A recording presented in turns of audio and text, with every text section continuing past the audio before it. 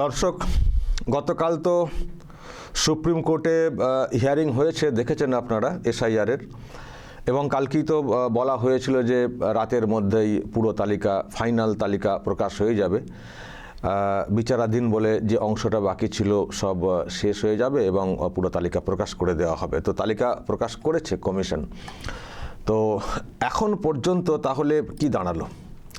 এখনও পর্যন্ত তাহলে কি দাঁড়ালো? কত নাম বাদ গেল আর কোন জেলাতে কত বাদ?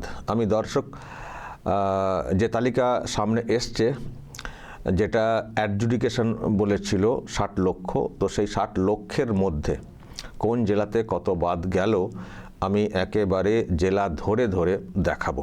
দেখুন যে হিসেবটা কমিশন দিচ্ছে এখন। কোচবিহার, সেখানে টোটাল মানে বিচারাধীন যে সংখ্যাটা সেটা ছিল 2,38,107। সেই সংখ্যার মধ্যে এলিজেবল হয়েছে 1,17,382 আর বাদ 1,20,725, মানে বাদ বেশি। জলপাইগুড়ি টোটাল বিচারাধীন ছিল 1,08,192, তার মধ্যে এলিজেবল 72,836 আর বাদ 35,356। দার্জিলিং টোটাল বিচারাধীন ছিল 80,006, তার মধ্যে 35,776 মানে নাম তালিকাভুক্ত করা হয়েছে আর বাদ হয়েছে 44,230। উত্তর দিনাজপুর, যেখানে বিচারাধীন ছিল 4,80,341, তার মধ্যে এলিজেবল অর্থাৎ নাম তালিকাভুক্ত করা হয়েছে 3,03,261 আর বাদ 1,76,972। দক্ষিণ দিনাজপুর বিচারাধীন ছিল 1,32,258, তার মধ্যে তালিকাভুক্ত করা গেছে 55,490 আর বাদ হচ্ছে 76,768। মালদা, যেখানে বিচারাধীন ছিল 8,28,127, তার মধ্যে তালিকাভুক্ত করা গেছে 5,88,657 আর বাদ 2,39,375। মুর্শিদাবাদ, যেখানে সব থেকে বেশি মানে সংখ্যাটা বিচারাধীন, এটা হচ্ছে 11,01,145। তো তার মধ্যে দেখুন তালিকাভুক্ত করা গেছে 6,33,671 আর বাদ দেখুন সংখ্যাটা কত, 4,55,137। সব থেকে বেশি সংখ্যা যেমন ছিল বিচারাধীন, সব থেকে বেশি বাদও গেছে এই জেলাতে। নদিয়া বিচারাধীন ছিল 2,67,940, তার মধ্যে তালিকাভুক্ত করা গেছে 5 লক্ষ, এটা কি, এখানে একটু সংখ্যাতে শূন্যতে গণ্ডগোল আছে, সংখ্যাতে শূন্যতে গণ্ডগোল আছে, কারণ না তো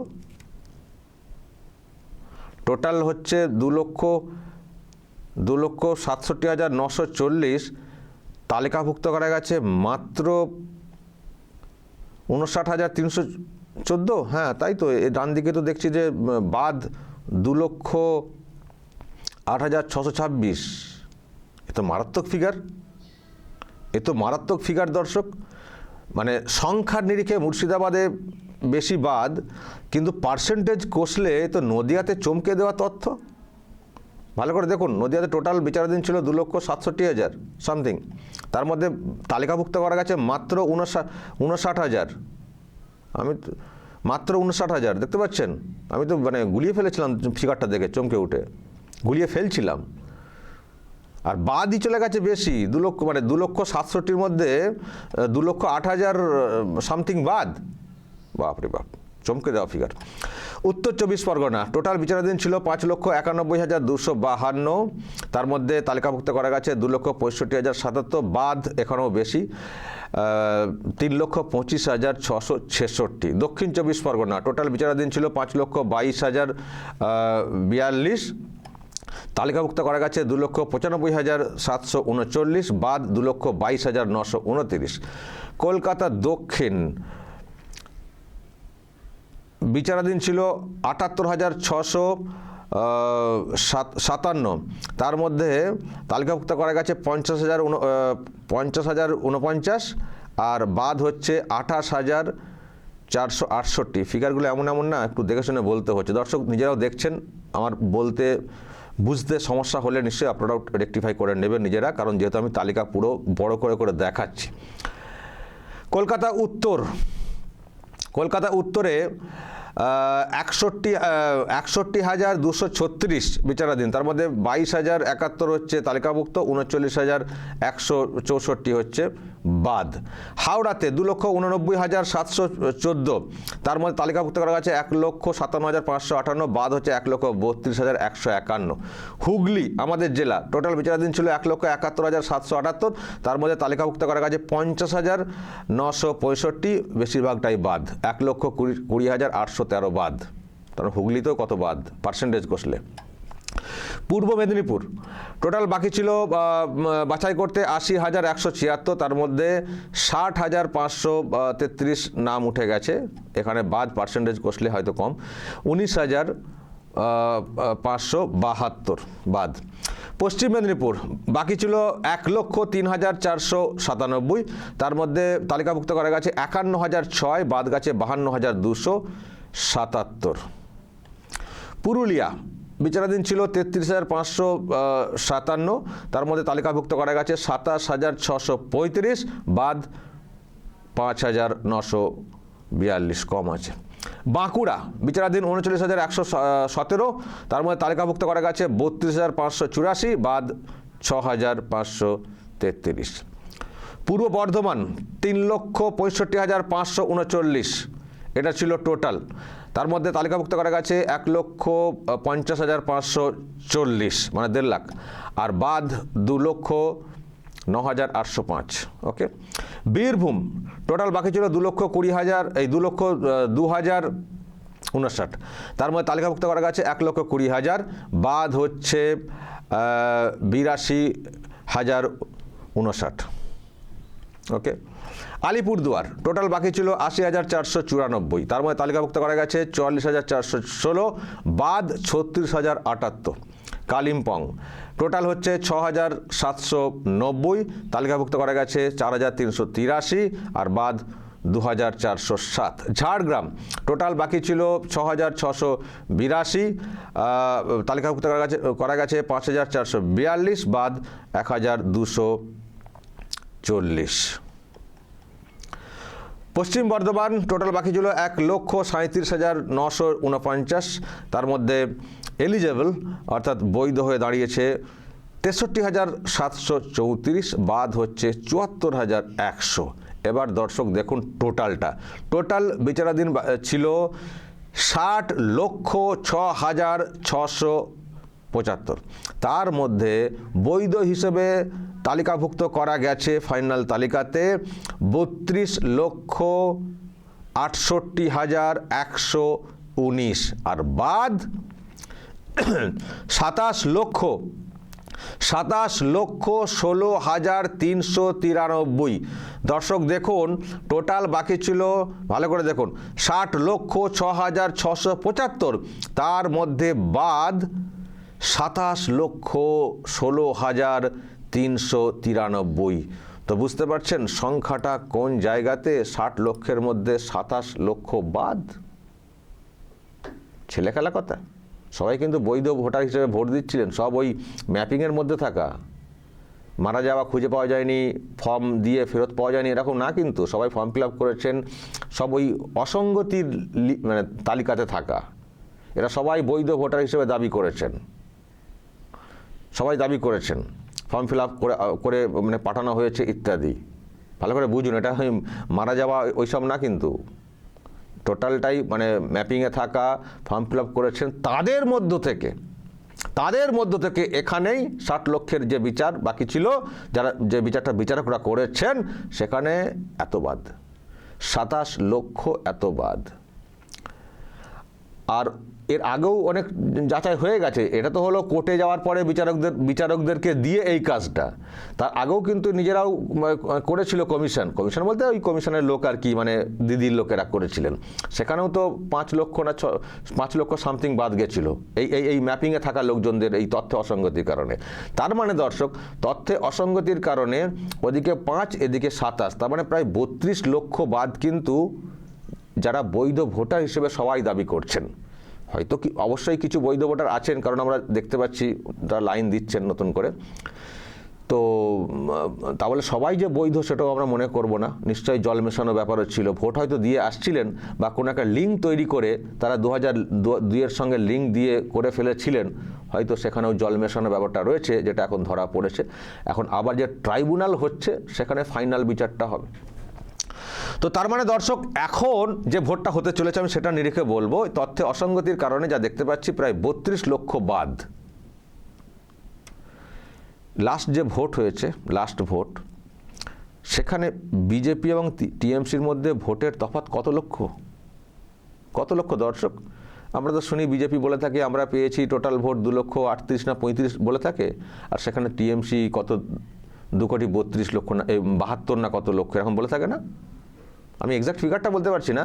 মানে বিজেপি বলে 2,38,000 না কত এরকম, 2,38,00,000 না এরকম কত পেয়েছে বলছিল, আর তৃণমূল সেখানে ওরা 2 কোটি কিন্তু 72 লক্ষ না এরকম। মানে এই তফাৎ খুব বেশি নয় কিন্তু। তো যা দেখতে পাচ্ছি বৈধ ভোটার, দেখুন যারা মারা গেছেন আর গেছেন তাদের ভোটটাও দেওয়া হতো মানে ছাপ্পা করে অন্যের নাম দিয়ে দেওয়া হতো, অন্য কেউ ভোটটা দিতেন, সেটা তো অন্য। কিন্তু যারা আইডি কার্ড হোল্ডার, যারা ভোটার বলে দাবি করছেন, সেটাও তো আজকে 32 লক্ষ আমরা টোটাল দেখতে পাচ্ছি এখানে, যে এরকম বাদ, যারা নিজের ভোটটা নিজেরা দেওয়ার সুযোগটা পেতেন। তো এত ভোটার যদি এই সময় বাদ হয়ে যায়, আর এইবারে যে ভোট হতে চলেছে ইনারা তো ভোট দেওয়ার সুযোগ পাবেন না যতই ট্রাইব্যুনালে যান। কালকে যা দেখলাম সুপ্রিম কোর্টের যা ভার্সন, তাহলে রেজাল্ট কি হবে? এই জন্যই তো টিএমসির কপালে চিন্তার ভাঁজ পড়েছে। এই জন্যেই ওনারা বলার চেষ্টা করেছিলেন যে ইনারা সব তো ম্যাপিংয়ের মধ্যে থাকা, সুতরাং হাতে যেহেতু সময় নেই, সকলকে ভোটটা দিতে দেওয়ার ব্যবস্থা করা হোক, এরকম অ্যাপিল করা হয়েছিল আগে। আর গতকাল যেটা করা হয়েছিল, কল্যাণ ব্যানার্জি যেটা বলার চেষ্টা করেছিলেন যে এই যে ট্রাইব্যুনাল হচ্ছে, এটুকু একটা অর্ডার দেওয়া হোক যে ভোটের আগে পর্যন্ত, মানে প্রথম দফা যে ভোট আছে 23 তারিখ, তো তার আগে 18 তারিখ এরকম একটা ডেট দেওয়া হয়েছিল বা 15 তারিখ, এর মধ্যে যে কাজটা হয়ে যাবে তাদেরকে অন্তত যাতে ভোট দেওয়ার সুযোগটা দেওয়া যায়, সেরকম কিছু একটা অর্ডার দেওয়া হোক। যতগুলো ট্রাইব্যুনাল থেকে নিষ্পত্তি হবে, যদিও সুপ্রিম কোর্ট তাতে ওইভাবে হ্যাঁ বলে দেয়নি, তারা বলেছে আরে ওরকম প্রথমে বলা হয়েছে যে ওরকম করে করা যায় না, ওরকম এক্ষুনি বললে সবাই হুড়মুড়িয়ে পড়বেন, একটা ঝামেলা তৈরি হয়ে যাবে, ওরকম হয় না। আর তাছাড়া কিছু লোকের নাম উঠবে, কিছু লোকের নাম উঠবে না, সে তো অন্য রকমের প্রশ্ন তৈরি হবে না। তো তখন এদিক থেকে খুব জোরাজুরি করার চেষ্টা হয়। তখন প্রধান বিচারপতি বলেছেন আরে আগে পরিবেশটা তৈরি হোক না, যেটা ট্রাইব্যুনাল হবে আগে হোক না, বলে ছেড়ে দিয়েছেন। তো এখন তো বুঝতে পারছি যে টিএমসির কপালে কেন এত চিন্তার ভাঁজ। কারণ যে বাদ মানে অসঙ্গতির তালিকা তো অনেক বেশি। আমি আবার বলছি, এর মধ্যে অবশ্যই জেনুইন ভোটার আছেন যারা হয়তো টিএমসিকে পছন্দ করেন না। কিন্তু যেটা মার্কেটে খবর আছে, ম্যাক্সিমাম কিন্তু টিএমসির দিকে যাওয়া ভোটের সংখ্যা। এই না যে টিএমসি লোকেদের নাম দেখে দেখে বাদ দিয়ে দেওয়া হয়েছে, সেটা না, অটোমেটিক্যালি একটা এরকম জটে পড়ে যাওয়া এবং তার মধ্যে অসঙ্গতিগুলোকেও ধরে ফেলা, এবং যেগুলো জল মেশানো সত্যিকারের সেগুলোকেও ধরে ফেলা, যেগুলো থাকলে টিএমসি ভোটটা পেত। এটা এক্সপার্টরাও অনেকে বলছেন, এবং সেই জন্যই দেখবেন টিএমসির মাথায় হাত। এক হচ্ছে জল মেশানো এরকম ব্যাপার। আর একটা কথা আমি কেন বলছি এইসব ব্যাপারে, আর একটা কথা বলি, টিএমসিকে দেখছেন তো যে ওরা এরকম ফাঁদে পড়ে গেছে, কিন্তু তা সত্ত্বেও দেখবেন টিএমসি কিন্তু ভোটটা যে এখন আমরা চাই না সে কথা কিন্তু বলছে না। কালকে দেখবেন সুপ্রিম কোর্ট এত কিছু বলেছে যে যেগুলোর বিচার হয়ে যাবে সেগুলোকে ভোট দেওয়ার ব্যবস্থা করা হোক, কিন্তু একবারও কিন্তু কল্যাণ ব্যানার্জিরা বলেননি ওখানে যে যেহেতু এত সংখ্যক বাদ তারা ট্রাইব্যুনালে যাচ্ছেন, তো ওই কাজটা আগে সম্পন্ন হোক, তারপর ভোটটা হোক। এই কথা কিন্তু একবারও কল্যাণ ব্যানার্জিরা বলেননি। মানে এদিকে ওনাদের চিন্তা হচ্ছে বিরাট, যে এত নাম বাদ কী করে আমরা জিতবো, কিন্তু আবার তার সঙ্গে অন্য চিন্তাটাও আছে যে যদি ভোটটা পিছিয়ে দিই তাহলে তো আবার রাষ্ট্রপতির শাসন জারি হয়ে যাবে, সে তো আরও বাঁশ। মানে অ্যাকচুয়ালি টিএমসি না জাঁতা কলে পড়ে গেছে, কোন দিকে যাও বুঝে উঠতে পারছে না। যে এদের নামগুলো আগে হোক, আগে সবার নিষ্পত্তি হোক, তবে ভোটটা করাবো, আবার না করলেও তো এত ভোট বাদ কী করে জিতবো, আবার ওইটা করতে গেলে আবার যদি বলি যে ওটা পরে ভোট, তাহলে রাষ্ট্রপতি শাসন জারি হয়ে যাবে, তখন তো আরও সমস্যা। মানে কোন দিকে যাবে এইরকমই হয়। যখন খুব ওভার চালাকি হয় না, তখন মানুষ না এইভাবেই ফেঁসে যান, এইভাবেই কিন্তু মানুষ ফেঁসে যান। তো এখন টিএমসির এই অবস্থা হয়ে গেছে, পুরো জাঁতা কলে আটকে গেছে, ফাটা বাঁশে আটকে গেছে আর কি, কোন দিকে যাবে বুঝে উঠতে পারছে না। তো সেই জন্যই বলছি এবার টিএমসির হাল খুবই খারাপ হবে। এটা পাকামির জের, কিন্তু আমি তাদের জন্য খুব খারাপ, আমি সমব্যথী যারা সত্যিকারের জেনুইন ভোটার, যাদের নামটা জটে আটকে গেল, সে যাদেরই ভোটার হন না কেন, আমি সেটা বলছি না। এই আটকে যাওয়ার পেছনে তৃণমূল কংগ্রেস দায়ী, একা তৃণমূল কংগ্রেস দায়ী। আর সব থেকে বড় দায়ী নেত্রী। যদি উনি প্রথম থেকে এই এসআইআরকে কোঅপারেট করতেন, আজকে এই সমস্যা তৈরি হতো না। জেনুইন ভোটার যে কজন বাদ গেছেন তারাও বাদ যেতেন না, তাদের নামও টাইমের মধ্যে উঠে যেত। আর ওনারা যে চালাকিটা করতে যাচ্ছিলেন, ওই অবৈধ লোকজনদেরকে ঢুকিয়ে রেখে ভোটটা করিয়ে দেবো, অবৈধ যারা তারা তো গেছেই, যারা বাংলাদেশি তাদের অনেকের নাম তো চলে গেছিলো আগেই, এবং তারা অনেকে তো নিজের ইচ্ছায় চলেও গেছেন। বাকি যাদের রাখা হয়েছিল তাদেরটাও তো ভোগে চলে গেল। আর তাদের সঙ্গে সঙ্গে আরও অনেক ভোটার যারা হয়তো টিএমসিকে ভোটটা দিতেন, তারাও আটকে গেলেন। এটা হচ্ছে অতি চালাকির গলায় দড়ি, অতি চালাকির গলায় দড়ি। তো যাই হোক দর্শক, এই হচ্ছে অবস্থা। এখন উনি উস্কাচ্ছেন, উস্কানিতে আবার অনেক গণ্ডগোলও ঘটছে, সেই পরিবারগুলোও আবার সমস্যায় পড়ছে, গণ্ডগোল হচ্ছে। এখন এনআইএ হয়ে গেছে, ধরে নিয়ে চলে যাচ্ছে, ভোটও গেল, আমও গেল, ছাড়াও যাচ্ছে। ভোট তো এবার তারা দিতে পারবেনই না, উপরন্তু জেল জরিমানা সব কত কী হচ্ছে, সর্বনাশ। ফলে সব মিলিয়ে বাংলার মানুষকে না নানানভাবে সংকটের মধ্যে ফেলে দিয়েছে এই তৃণমূল কংগ্রেস। এখন এই সংকট থেকে মুক্তি পাওয়ার একটা সামনে সুযোগ, সামনে ভোট রয়েছে। মানুষকে সব দিক বিবেচনা করে ভোটটা দিতে হবে, যে এখানকার শাসক কিভাবে বাংলার মানুষকে শেষ করে ফেলছিল, কিভাবে অবৈধ অনুপ্রবেশকারীদেরকে বাঁচানোর চেষ্টা করছিল, আর তাদেরকে বাঁচাতে গিয়ে যারা বৈধ তাদেরকেও কিভাবে বিপদে ফেলে দিয়েছে।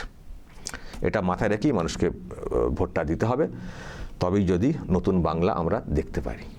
দর্শক বলবেন যে তালিকা প্রকাশ পেয়েছে এবং জেলা ভিত্তিক যে কথাটা বললাম, আপনাদের কি মত অবশ্যই বলবেন। ইন্ডিভিজুয়াল জেলা ধরে যদি কিছু বলার থাকে সেটা নিয়েও বলবেন, যা বলার বলবেন, এবং নজর রাখবেন আরামবাগ টিভিতে।